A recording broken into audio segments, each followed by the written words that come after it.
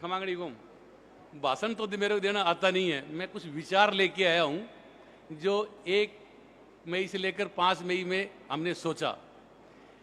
आज समाज किस जगह पे खड़ा है? समाज, आप गांवों में जाओगे जब आपको लोगों के दर्द का पता लगेगा। अपन जिस समाज के अंदर सारे ऋषि मुनि पैदा हुए, सारे देव देवता पे आज अपन पीछे क्यों पिछड़ गए, इस पे आज ये विचार गोष्ठी का समय है। तो उसका हमने एक, जिस समाज को गुलाम बनाना हो उसके सोच को चेंज कर दो, उसके संस्कार और संस्कृति को खत्म कर दो और उसकी बनाई हुई इमारतें, जो फोर्ट पैलेस, इनको खत्म कर दो, आपका समाज गुलाम हो जाएगा। इससे बचने के लिए एक विचार आया हमारे दिमाग में, और अच्छे विचार होते हैं तो अच्छे लोग मिल जाते हैं।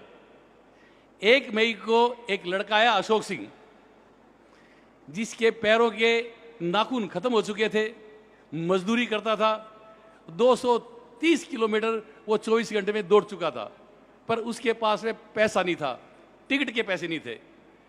तो उसको रिस्पॉन्सिव दी हमने, तो उसके वर्ल्ड में 4थे नंबर पे आया। वो बाप उसके है नहीं।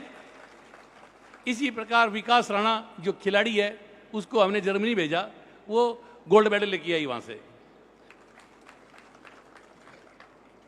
समाज के हर जगह पे मंचों से भाषण होते हैं, पर कभी ये सोचा आपने कि आपका आवश्यकता क्या है और आपका गोल क्या है?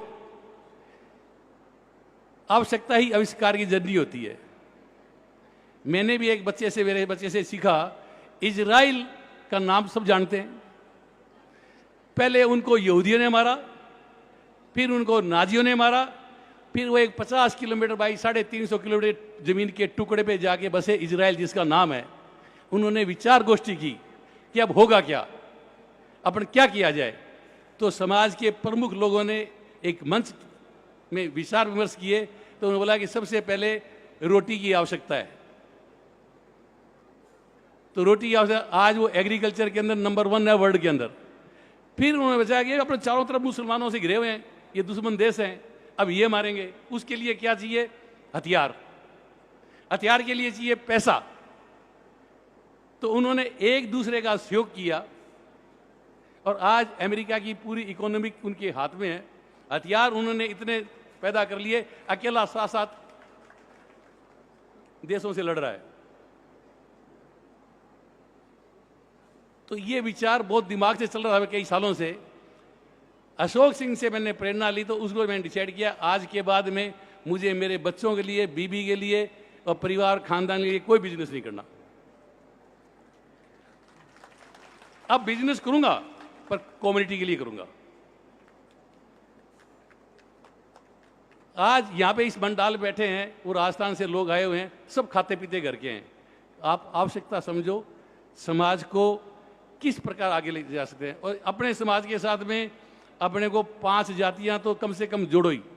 आदि मरने वादे क्रियाक्रम करने के लिए भी 5 लोगों की आवश्यकता थी, एक ब्राह्मण की, एक नाई की, एक खाती की, मैत्र मैत्राणी की। ये 5 तो क्रियाक्रम भी पूरे नहीं होते। ये तो मैंने विचार किया भाई राज वापस कैसे लाया जाए। बहुत मंथन करें तो प्रजातंत्र के अंदर राज करना बहुत इजी है। उसके लिए सबसे पहला तो कदम ये उठाओ कि हमारे समाज को आर्थिक रूप से सुदृढ़ किया जाए। आर्थिक रूप से सुदृढ़ एक वजह से हो सकते हैं कि सरकारी और गैर सरकारी, आर्थिक रूप से सुदृढ़ एक वजह से हो सकते हैं कि सरकारी और गैर सरकारी नौकरियों में ज़्यादा अपने लड़के और लड़कियां कैसे परीक्षा पास करके और वो सरकारी नौकरी लगे चाहे गैर सरकारी। तो हमने एक योजना बनाई है कि 90% जो बच्चे नंबर लेके आते हैं, जिनके पास फीस के पैसे नहीं है, हॉस्टल के पैसे नहीं है, किसी और के पैसे नहीं है, तो उसको हम फ्री कोचिंग हिंदुस्तान के अंदर करें चाहे वर्ल्ड में करें, कहीं भी करें, क्योंकि उसके इतने 90% इंटेलिजेंट भाई वो, उसको प्लेटफॉर्म नहीं है। अपने बच्चों के पास प्लेटफॉर्म है तो वो जो पढ़ते नहीं है। आज सिरोही, जालोर, बाड़मेर, इनकी लड़कियां देखो, इनकी किसी कद काठी नहीं है, पर 90% पर उनके पास फीस के पैसे नहीं है। तो हमने एक ये विचार मेरे दिमाग आया, तो मैंने शक्ति सिंह जी बांदी हुई है, सरस्वती पुत्र, मैंने उससे संपर्क किया, वो मेरी विचारधाराओं से सहमत हुआ। फिर हमने विक्रांत सिंह तोमर को, आप गूगल में खोल के देख लेना कि कौन सी शख्सियत है राजपूतों में, वो उसको संपर्क किया, तो उसको विचार पसंद आए, तो उन्होंने बोला कि हम इसका एक एनजीओ बनाते हैं जो ग्लोबली होगा, कि राजपूत समाज तो पूरे वर्ल्ड में, जो यूनाइटेड ग्लोबल पीस फाउंडेशन। 18 तारीख को हमने उसका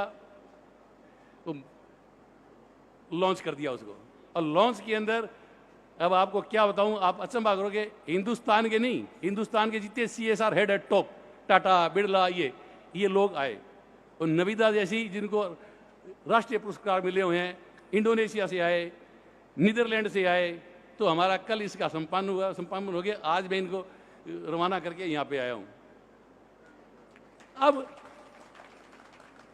राज तो आया हुआ पड़ा है, लड़कों तो पढ़ना है नहीं, 33% आरक्षण आ रहा है, आप अपनी बच्चियों को पढ़ाओ हैं, उस आरक्षण का फायदा लेगा, और अच्छे पढ़े लिखे होंगे हैं, वो आरक्षण के बाद भी ले सकते हैं। तो ये आपके पास बहुत चांस है।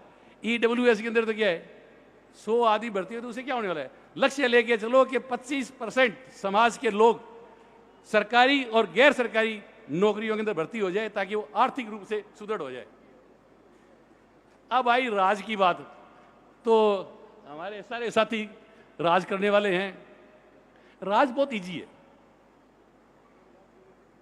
परंतु अपनी विचारधाराएं अच्छी होनी चाहिए। राज कैसे अच्छा है, एक छोटा सा उदाहरण दे दूं।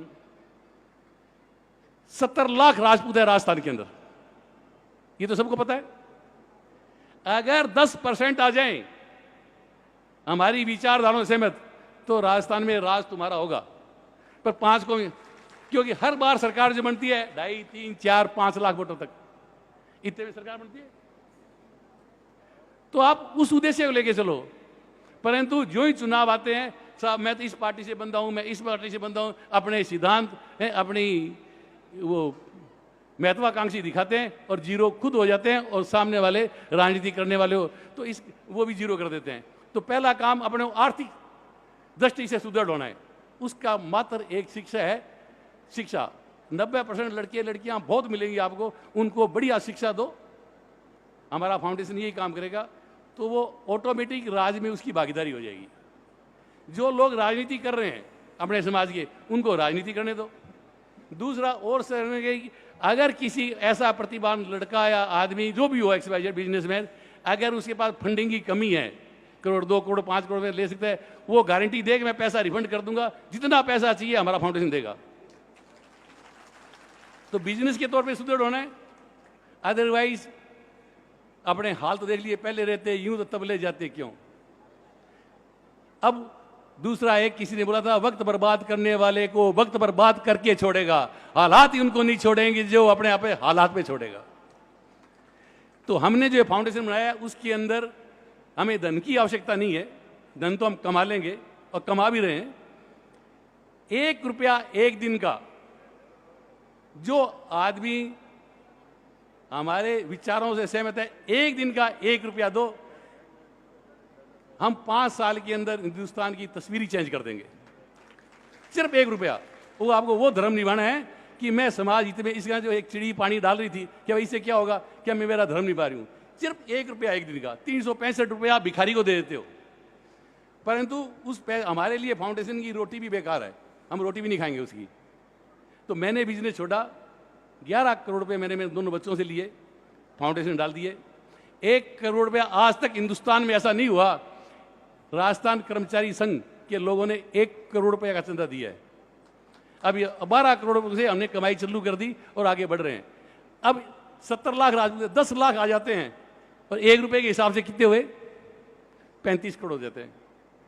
और एक लड़का लड़की पढ़ाई में मैक्सिमम 5 लाख रुपए साल का।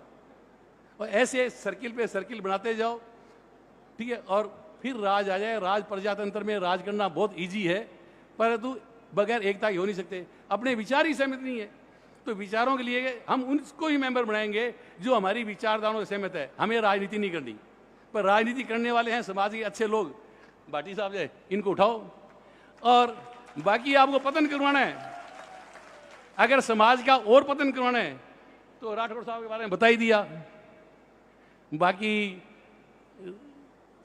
इस बार सरकारों ने किस किस को टिकटें दी हैं, उनकी व्याख्या करना बेकार है। वो इतने बड़े महान आदमी हैं कि घरों से बाहर नहीं निकलते, कोई सुनने वाला भी नहीं है। तो हमने इस कारण मैंने चुनावों के अंदर बहुत पैसा बर्बाद किया। आज के बाद में हमारे पास पैसा नहीं है, न कोई हॉस्टल के लिए है। हॉस्टल 2 बना दिए, पर आपसी राजनीति इतनी कर रहे हैं कि बड़ा दुख हो रहा है। तो जिंदगी में ही सोच लिया अब हॉस्टल बना के नहीं देंगे, हमें जरूरत भी नहीं है। रोटी खाओ, पत्तल फाड़ो। बेस्ट कॉलेज कौन सा चल रहा है, बेस्ट कोचिंग सेंटर कौन सा चल रहा है, उनके अंदर पैसा दो और बच्चे को बढ़िया हॉस्टल में बढ़िया उसमें भर्ती करवा दो, वो अपने आप पढ़ के कामयाब हो जाएगा। मेरे की आपके बाद आवश्यकता नहीं है। ऐसा हुआ है। तो ये बाकी कभी मैं शक्ति सिंह जी को लेके आऊँगा, वो अच्छी तरह वर्णन कर सकते हैं, मैं तो बोलना भी नहीं जानता। तो ये योजना लेके इसमें अगर हमारे साथ हैं वो लोग जुड़े केवल जो हमारी विचारधाराओं से सहमत है। इसकी वेबसाइट देख लेना, global United global peace foundation की। अभी हम 3 लोग हैं इसमें, विक्रांत सिंह तोमर, मैं, परंतु अब जैसे निवेदा है जिसको राष्ट्रीय पुरस्कार बना हुआ है, पद्मश्री है, पद्म भूषण है, ये लोग आए। हिंदुस्तान के सब CSR हेड सूर्यगढ़ में थे 2 दिन।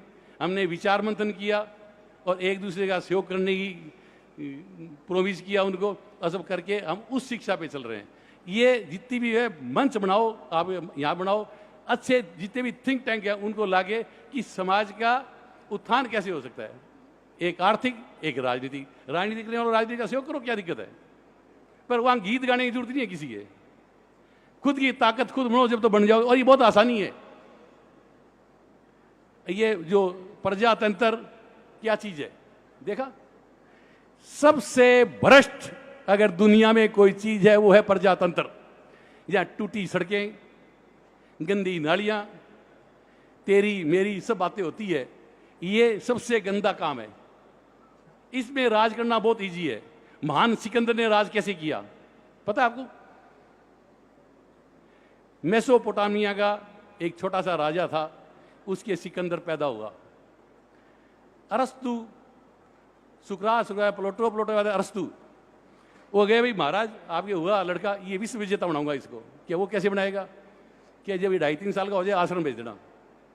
भेज दिया कि अब मुझे 35,000 लड़के और चाहिए इसी उम्र के। उनको बनाया, पढ़ाने वाले की जाओ शादी कर लो, शादी के बच्चे हो जाएं जब आ जाना। जब उन्होंने बोला कि सबसे कमजोर कड़ी है यूनान, सबसे पहले प्रजातंत्र यूनान के अंदर आया था, अगर आप लोगों को नॉलेज है तो, क्या इसमें सब के सब भ्रष्ट हैं, इनको एक रात में उड़ा दे सबको। और उन्होंने वैसा ही किया। बात लीक हो गई थी पर उसके बावजूद भी वो उस पर राज किया। फिर बगल वाले को जीता, फिर तीसरी बार, चौथी बार उसने एक ही काम किया, 4-5-10 आदमी पहले भेजे तेरे पर अटैक करेंगे, तू समझौता कर ले, तेरी लड़की की तो शादी कर दे और गवर्नर बन जा, राज हमारा।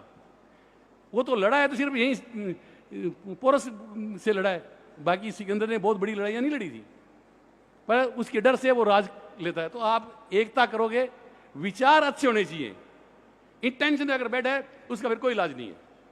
तो हम विदाउट इंटेंशन के, मतलब हमारा इंटेंशन बहुत बढ़िया है, अच्छा सोच, अच्छे विचार, और सिर्फ थिंक टैंक रख रहे हैं। सोच अच्छा हो तो अगर आपको किस तरीके से काम होता है, एक बार जयपुर आओ तो मेरे फार्म हाउस में जाना। मेरे बड़े वाले लड़के ने हिंदुस्तान का रिकॉर्ड तोड़ रखा है। हमारे पास है 50 लीटर पर डे पानी। अगर एक व्यक्ति पूरे जयपुर शहर को 2 दिन पानी पिला सकता है, इतना हमने संग्रह किया है। कभी आके देखोगे, बुद्धिजीवी बच्चों को इनको भेजो तो उनका माइंड डेवलप होएगा। तो नया सोच, नए विचार, दूरदृष्टि, पक्का इरादा करके इस जो हमने योजना बनाई है उसमें आप लोगों का सहयोग चाहिए। सुभाष चंद्र बोस ने बोला था, तुम मुझे खून दो मैं तुम्हें आज़ादी दूंगा। आप केवल अब हमारे विचारों से सहमत है तो साथ में जुड़िए, राज आपका आ जाएगा, 5 साल के अंदर आ जाएगा। एक बाबू है ना, वो भी फेल कर देता है कलेक्टर को। तो शिक्षा पे ध्यान दें। 2 चीज, नंबर 1 आर्थिक रूप से मजबूत करना, वो नौकरी से होएगा या बिजनेस से होगा। तीसरा, वो गरीब कन्या, अपना समाज की ब्रीड खराब नहीं हो, जिनके माँ बाप नहीं है, पैसा नहीं है, उनकी शादियों के लिए हम पूरी हेल्प करेंगे। या वो प्रतिभावान लड़के लड़कियां जो इंटरनेशनल खेल सकते हैं, किस बहाने से नौकरी मिल जाती है, उनको। अभी 3 उद्देश्य लेके चल रहे हैं, बाकी इसके अलावा हमारा उद्देश्य नहीं है। Thank you.